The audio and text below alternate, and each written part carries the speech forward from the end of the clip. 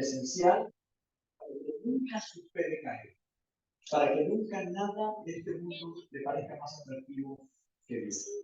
Te pido que se ponga de pie, por favor. Vamos a abrir nuestras Biblias en Filipenses 3, versículos 7 y 8. Filipenses 3, 7 y 8. Mientras lo busca, quiero decirle que creo que usted lo entiende también así, pero dos de los más grandes líderes del Nuevo Testamento son el apóstol Pablo y el apóstol Pedro, ¿verdad?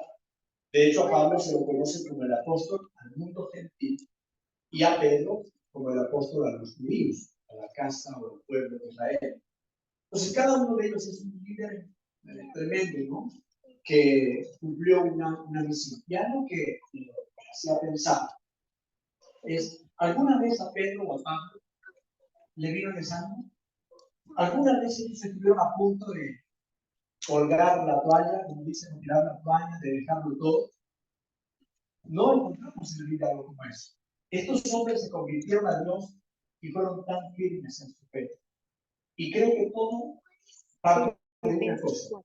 Ambos tenían sumamente claro lo que el Evangelio significaba. Y de eso quiero hablarles en esta mañana. Lo que realmente significa el Evangelio. No puedo hablar de todos los beneficios, de todo lo que es, de todo lo que abarca, pero sí quiero dejarles esa verdad en sus corazones, el verdadero como uno de los más grandes tesoros que un ser humano pueda producir. Vamos a Filipenses 3, 7 y 8. Pero ¿cuántas cosas, dice Pablo? ¿Cuántas cosas eran para mí ganancia? Obviamente se refiere antes de conocer el Evangelio, de conocer a Jesús. ¿Cuántas cosas eran para mí ganancia? Y ahora, Cristo dice, las he estimado como pérdida. Una vez que conocí a Jesús, esas cosas han sido basura, lo que yo creía que era una belleza, que era una cosa tan grande. Las he estimado como pérdida por amor de Cristo. Verso 8. Y ciertamente, aún, o sea, sigo manteniéndome con ese mismo criterio, aún estimo todas las cosas como pérdida por la excelencia del conocimiento de Cristo Jesús, mi Señor, por amor del cual lo he perdido todo y lo tengo por basura para ganar a Cristo. Todo lo demás, dice, lo tengo por basura con tal de ganar a Cristo. Pueden sentarse, por favor, que Dios les bendiga. Estaba pensando en qué personaje de este tiempo en nuestro país pudiera servirme como ejemplo para que tengamos una idea más clara de quién era Pablo en los tiempos de él. Imagínense que era un hombre que formaba parte del Sanedrín. El Sanedrín era, ahorita las noticias fue con todos leídos, pero se habla del COSEP, ¿no?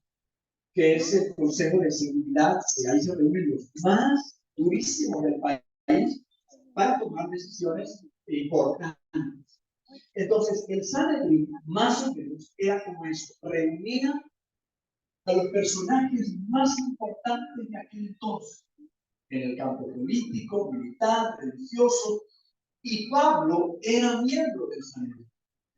Entonces, era más o menos como, por ejemplo, una persona que ahorita es bastante conocida, la señora fiscal. Imagínense, alguien más o menos con ese perfil, algo así, era Pablo, antes de conocer a Jesús. Es que era muy erudito, muy estudiado. Pablo fue instruido por uno de los maestros más grandes que había en ese tiempo, y él por eso escribe que fue discípulo de Gamaliel. Y eso era un tremendo honor. Es como que alguien ahora dice: no estudié o tengo a mi hijo estudiando en Harvard. Es un lujo, ¿verdad? Estar en una de las universidades más prestigiosas del mundo. Ese Pablo, entonces uno pudiera decir, si tenía tanto conocimiento, no les mencioné, pero hablaba como 5 idiomas. Era parte de las autoridades principales de aquel entonces. Tenía doble ciudadanía. Y después de un montón de cosas, como dice, yo fui fariseo de fariseos, en cuanto a la ley irreprensible. Bueno, una hoja de vida impresionante. ¿Cómo puede ser que un hombre con tanto poder, influencia, conocimiento, el Evangelio le parezca todavía mejor que eso? ¿Cómo es posible que este Pablo, antes de conocer a Cristo, él se sentía orgulloso de eso? Y eso a él le hacía tener una buena autoestima, le hacía sentir importante. Me lo imagino llegando a un lugar, aquí viene Pablo o Saulo de Tarso, y era un orgullo para él también, ¿verdad? Pero cuando conoce el Evangelio, mira para atrás y dice, todo eso que yo consideré lo más importante de mi vida, resulta que ha sido basura. Porque ahora he conocido algo que sí supera el agua todos los logros que uno pueda conseguir en este mundo. Dice Pablo, ni mi conocimiento, ni mi religión, ni de los altos cargos que tenía, ni la doble ciudadanía, ni nada se compara con el Evangelio. Ahora, ese conocimiento de lo que era el Evangelio fue uno de los pilares fundamentales para que Pablo fuera apasionado por Jesús. Para que después de la conversión de Pablo, nunca más fuera necesaria algún tipo de algún tipo de encuentro, de reencuentro, de actividad, porque Pablo, tengo que ir pronto, tengo que ir a un encuentro para renovarme, porque siento que mi fe se está desvaneciendo. Siento que se me está acabando el ánimo para seguir a Jesús. Nunca pasó eso. ¿Por qué? Porque tuvo claro lo que era el Evangelio. Jesús, hablando del Evangelio, lo comparó en una ocasión, dijo que el reino de los cielos es semejante a una perla barata, o como digo, de gran precio. Es comparado a una perla de gran precio, o sea, muy fina, muy costosa. El Evangelio es un tesoro. Pablo lo dijo en otro de sus escritos, dice que él nos encargó ese tesoro y lo puso en manos de manos, personas falibles como nosotros, para que la excelencia sea de Dios, para que sea visible que no es cosa nuestra cuando ocurre un milagro, cuando esta persona es transformada, no digan, fui yo. No, un humano que va a poder hacer eso. Eso es una maravilla del Evangelio. El Evangelio es un tremendo tesoro, regalo, es una cosa impresionante. Usted que ha sido llamado por Dios a conocer el Evangelio no tiene idea de lo que de verdad le ha sido depositado. Uno de los más grandes tesoros. Hay un refrán, estaba pensando en ese refrán que dice, nadie sabe lo que tiene hasta que lo pierde. Y decía, ¿es verdad ese refrán todo el tiempo, 100% se cumple así? Creo que no. Creo que mejor queda el refrán que diga, la mayoría de personas no sabe lo que tiene hasta que lo pierde. Porque la verdad es que sí hay gente que sabe valorar antes de perder. Si no, por ejemplo, todos los hombres se divorciaron de su esposa, ¿verdad? Y hay algunos que no, toda la vida han estado allí, significa que valorar. O si no, todos los que conocen a Cristo se fueron al mundo. Y hay gente que desde que conoció a Jesús nunca más se conoció. O sea, no es verdad que todos, cuando ya lo pierden, el evangelio que dejé, el evangelio que abandoné, sí ha sido valioso. Hay gente que sí, desde el principio, no sé si es revelación divina, clara, pero algo hace que entiendan lo que tienen y no están dispuestos a perder.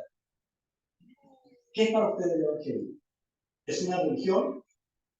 ¿Es un grupo de gente que se reúne allí para hablar de Dios? Pero nada que impacte su vida, nada que le impresione, nada que le produzca un beneficio a su vida. ¿Qué es el evangelio para usted?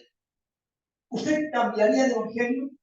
¿Se ve algún día caminando al margen o apartando del evangelio de Dios? Es decir, ¿cree que pudiera pasar? Si me preguntan a mí, pastor, y desde que usted es cristiano, si ha visto a personas apartarse, tal vez alguien me diga, yo no creo que a mí esa parte. He visto a cientos, y no sé si miles, muchísima gente que conocí, que un día fueron parte de los ministerios de alabanza, de quienes, de danza, de predicadores, y se apartaron. Hay varias causas por las que no se puede apartar, pero una de ellas es no haber entendido lo que se nos regaló, lo que se nos dio. Es un tesoro, es un regalo, es un milagro, es una cosa que no pertenece a este mundo. Es algo que viene de Dios, viene del cielo y que nos prepara para llevarnos precisamente al cielo. Eso es el Evangelio. Eso le tengo aquí para que piense un ratito en Pablo, el gran hombre de Dios que dice, cuando conocí el Evangelio, estuve dispuesto a considerar todo por pérdida, como pérdida, con tal de amar a Cristo. Vamos a ver rápidamente el ejemplo de Pedro. Segunda de Pedro, segunda carta de Pedro, capítulo 1, y del 1 al 4. Vamos a ver al otro grande, al otro gigante de la fe, el apóstol Pedro, el apóstol a la iglesia judía, ¿verdad? El pueblo judío, uno de los más grandes apóstoles, ¿no? Del ministerio de Jesús. Dice así, en su carta, Pedro, Simón Pedro, siervo y apóstol de Jesucristo, a los que han alcanzado por la justicia de nuestro Dios y Salvador Jesucristo. O sea, ¿a quiénes le escribe la carta Pedro? A los que han alcanzado la gracia, a nosotros también, ¿no? A los judíos, pero a cualquiera que alcance la gracia. Mire lo que viene a continuación. Pedro, escribo esta carta a todos los que han alcanzado la justicia de nuestro Dios, a los que han alcanzado también una fe igualmente preciosa que la nuestra. La fe que abrazó Pedro y todos los apóstoles no es diferente a la misma. A nosotros no nos ha llegado una sombra del Evangelio de Pedro. No nos ha llegado como las migajas. Dice, ya lo que ustedes han llegado está tan diluido, está tan aguado ya, que nomás es como unos pequeños indicios. No, él dice aquí que a nosotros también se nos ha compartido el mismo Evangelio en la misma esencia, pureza, con todo. Ese es un milagro que Dios ha hecho de asegurar que el Evangelio que fue predicado por el mismo Jesús llegue hasta nuestros días, igualito, clarito, purito. Ese es un milagro. Entonces dice, ¿a quién escribo la carta? A aquellos que igualmente les ha llegado este Evangelio, esta salvación tan preciosa como la nuestra. Versículo 2.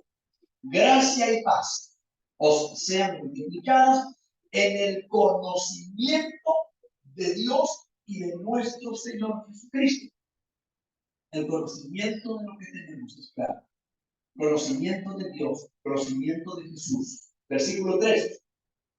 Como todas las cosas que pertenecen a la vida y a la piedad nos han sido dadas por su divino poder, mediante el conocimiento de aquel que nos llamó por su gloria y excelencia, por medio de las cuales nos ha dado, ¿qué dice allí?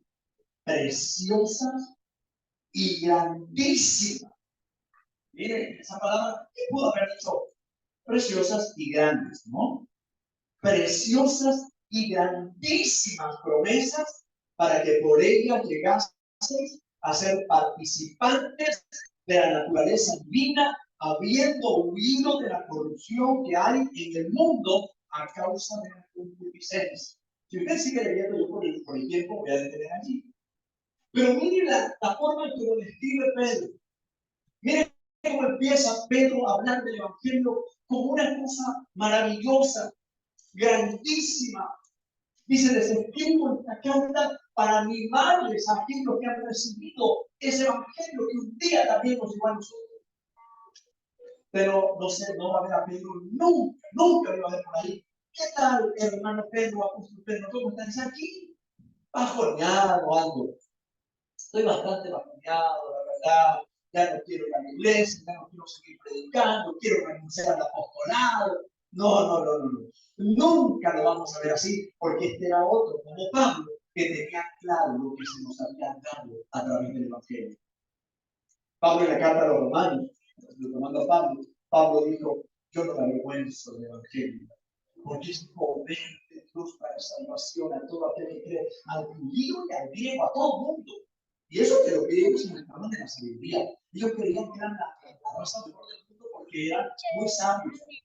Pero Pablo dice, ¿qué es la sabiduría de este mundo? Eso es basura, eso es locura. El Evangelio se le rompe el coco a cualquiera. Porque esta es la sabiduría terrenal, espiritual. Entonces, ¿qué significa para usted el Evangelio? ¿Qué tan poderoso es?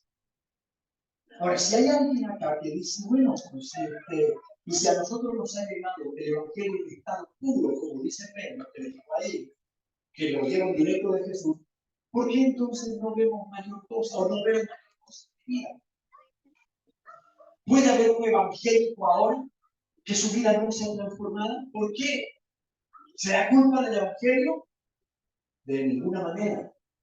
Dios se ha encargado de que esa palabra fiel, por obra del Espíritu Santo, llegue hasta nosotros, que la Biblia haya sido protegida a pesar de tanta persecución.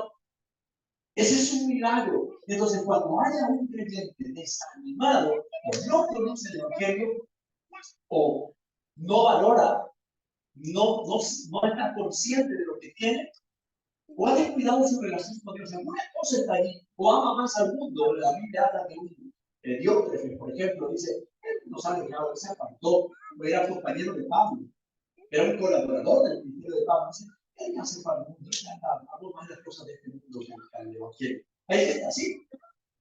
Pero yo le animo, iglesia amada, por favor, si todavía no le parece impactante el evangelio, no es porque no lo sepa, es porque tal vez no ha entendido lo que es el evangelio. Es un regalo de Dios.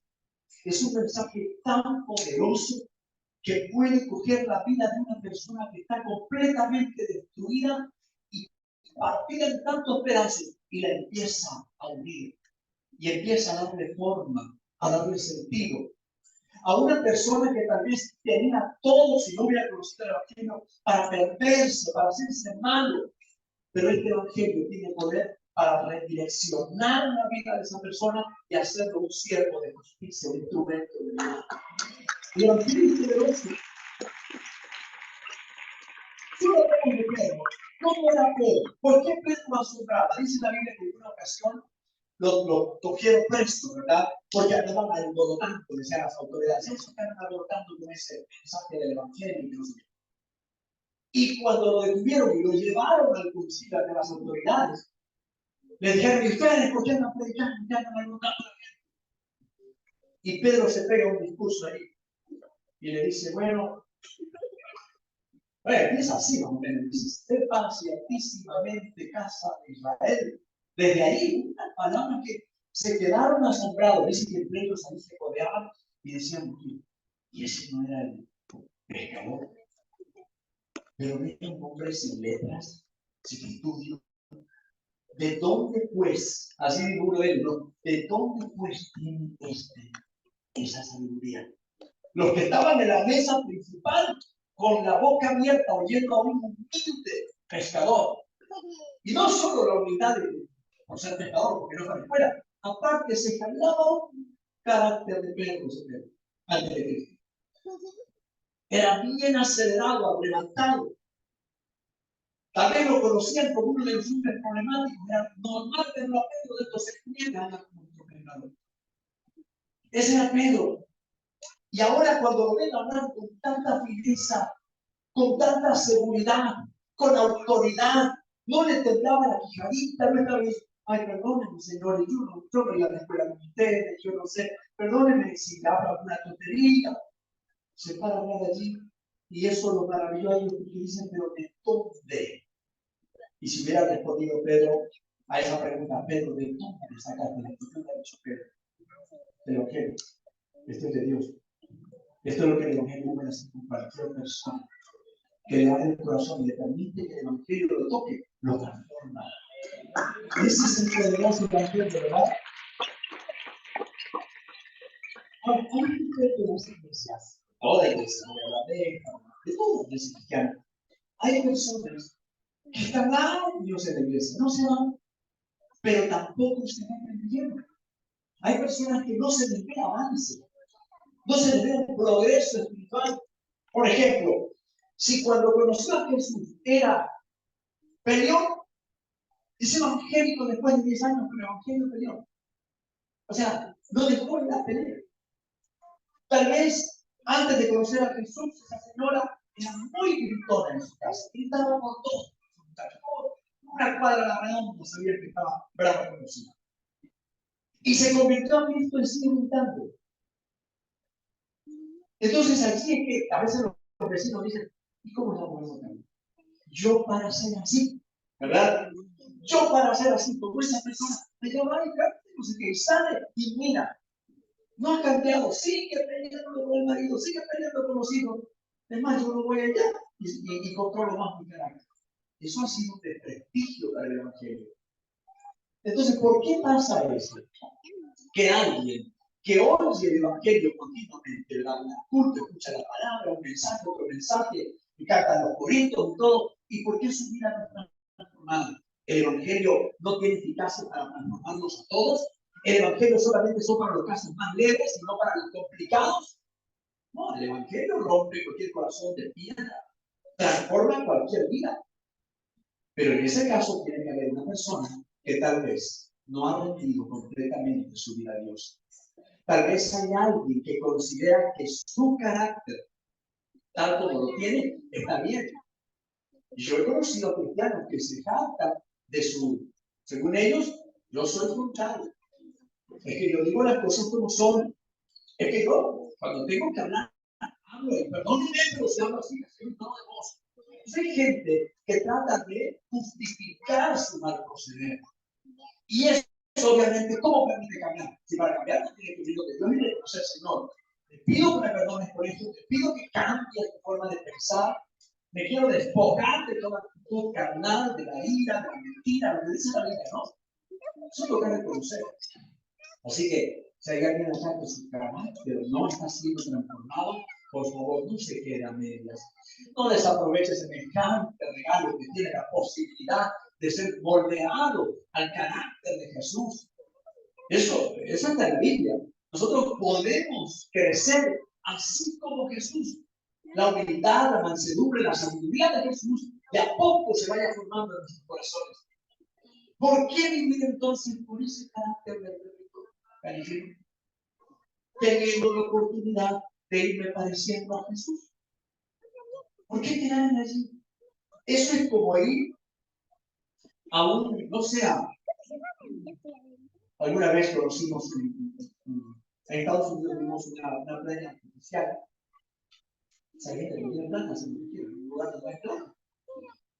Pero ahí han construido una playa, la han dicho ellos, le han puesto arena de mar y todos los palazones y todo allí.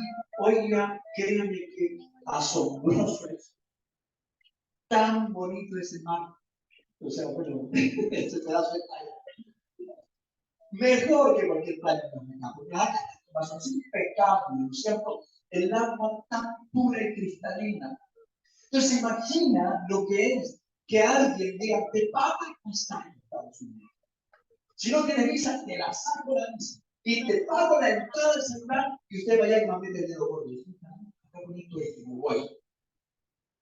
No te metiste si es una tan limpio, tan bonito ese pedazo de playa ahí, ¿no? Una cosa tan bonita, siempre se me quedó grabado y ya está. Le tomé una foto de un teatro para poder una cámara que se empezaba más chiquita, no para tanto, ¿no? Pero una cosa como esa. Qué lindo. Y que una persona, hermano, solo venga a Cristo para aprenderse sus proyectos y para poder tener un ministerio y no meterse a las profundidades del Espíritu y no permitir que Dios haga mucho más en su vida, eso es un desperdicio. Es triste, ¿no? Que una persona haga eso. Miren, tal vez usted tiene temores, aparte de carácter. Dice, yo quisiera hablar. ¿Cómo quisiera yo pararme y predicar? Me gustaría poder dedicar a mi familia. Me encantaría pararme en el púlpito y predicar a mi iglesia. Hay gente que dice a veces, oh, pastor, ¿y cómo? Una vez alguien decía, pastor, ¿qué le dio de comer su mamá? No sabe, pero entrega cuando viene su mamá. ¿Qué le daba de comer? Nadie piensa que es la santería o algo así. Para poder predicar. ¿De dónde sacó? La santería no hace nada de eso. La vieja hace el pecado, nada de eso. ¿Y qué es entonces? El poder del evangelio. Cambia la mente. Hace que una persona que llena de debilidades, como somos nosotros todos, llena de debilidades, de pronto sienta un impulso que le dice, Aina, párate allí, yo pondré mi palabra en tu boca. No serás tú, como decía la canción. Esto no es en el plan humano, con fuerza humana. Esto es lo que el Espíritu Santo puede hacer. Hermanos, les comparto uno de los grandes, de los tantas cosas que ha hecho el Evangelio, pero que yo disfruto, es poder parar mi palabra. Créanme, es un milagro en mi vida. Algunos de ustedes nacieron de chiquitos, hacían declamaciones, poesía en la escuela y eso. Yo no, nada de eso. Yo era tan asustado, tan nervioso. Era prácticamente imposible que yo un día pudiera pararme y hablar. Pero ahí está, es una de las cosas que he hecho el Evangelio en mi vida. El hacerme sentir valioso en las manos de Dios. Creer por fe, aceptar que soy hijo de Dios. Y que Él no está mirando cuánto sabes, de dónde vienes, qué apellido, dónde estudiaste, cómo era tu cuna, si de oro, de plata, o del pecado que te criaste, no importa. Este Evangelio usa a cualquier persona que le diga, ven aquí, quiero servirte, Señor. Y Él dice, claro, ven, te voy a usar para que la gloria sea para Dios. Pablo en Corintios hablando de esto, ¿sabe lo que dice? O sea, que más bien una de las especialidades de Dios es buscar entre los desechados del mundo. Lo dice así. Sino que lo necio del mundo, lo vil y lo menospreciado, escogió Dios. Y lo que no sirve, lo que no es, lo que la gente dice, eso no sirve para nada. Ese lo escoge Dios para transformarlo. ¿Para qué? Para avergonzar a los, entre comillas, sabios de este mundo. Eso es lo que hace el Evangelio. 1 Corintios 1:27. Dios tiene esa particularidad de poder hacer tan grande el milagro en la vida de las personas, y mientras más de abajo los levante, mejor, para que, como dice Pablo, la excelencia sea de Dios, la gloria sea de Dios. No les canso más, solo les quiero decir, mis hermanos, por favor, usted tiene un tesoro en la palabra. Aquí está todo el mensaje del Evangelio. La Biblia viene a ser como la constitución del Evangelio. Aquí están todas las normas, los principios, los valores con los que uno debe vivir para vivir acorde al Evangelio. Por favor, métase en las Escrituras. Escudriñe la palabra. Conozca el Evangelio. Es imperdonable que un creyente no se haya leído al menos una vez toda la Biblia. ¿Cómo puede llegar usted donde Dios y decir, por ejemplo, que se me pregunte, ¿leíste ese libro de Habacuc? ¿Habacuc? Habacuc. Uno de los profetas está allí. Abdías, Jonás, Miqueas. No he leído. ¿Leíste tal vez el Evangelio de Mateo? Pues cuando leía en la iglesia, salteaba un versículo otro, pero así de corrido todo, no. Es imperdonable. Es imperdonable. Dios ha hecho, pero peripecia y media para hacer que el Evangelio llegue a la Biblia, llegue a nuestra mano. Y así que con un tremendo milagro llega a la Biblia y se nos pone allí. Imagínense que alguien diga, sí la tengo, pero no la leo. Mira qué milagro. Así que a leer la Biblia, a escudriñarla, para de verdad conocer el Evangelio, que es poder de Dios y es salvación también. Este Evangelio nos garantiza la libre entrada al reino de los cielos. Amén. Póngase de pie. Usted quiere tener una vida renovada siempre. Usted quiere ser como el árbol realizado junto a su origen, que dice Salmo 1. Entonces, medite la ley de Dios del día y de noche. Estudie la palabra. Eche raíces con la palabra. Y nunca le faltará fruto en su vida. Nunca andará por ahí languideciendo en la fe como un árbol marchito. Usted estará así.